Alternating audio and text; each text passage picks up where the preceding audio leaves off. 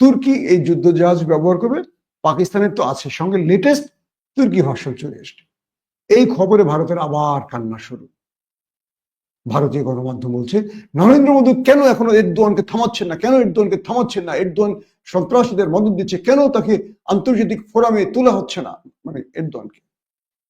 আন্তর্জাতিক ফোরামে এরদোয়ানের পাশে নরেন্দ্র মোদী দাঁড়াবার সাহস পায়, যেখানে জো বাইডেনের মতো লোক কাঁপাকাঁপি করে, ভ্লাদিমির পুতিন যাকে দেখলে আগে বুকে জড়ায় ধরে, আইসক্রিম খায় শেয়ার করে, দেখেন ইউটিউবে ভিডিও। এরদোয়ান তুর্কি জাতির প্রধান না, এরদোয়ান একটা ফিগার। এটা জো বাইডেন নিজে বলছিলেন যে আমি ক্ষমতায় বসলে আমার প্রথম কাজ হবে এরদোয়ানকে সরাবো। জো বাইডেনই সরে গেছেন, এরদোয়ান এখনো আছে।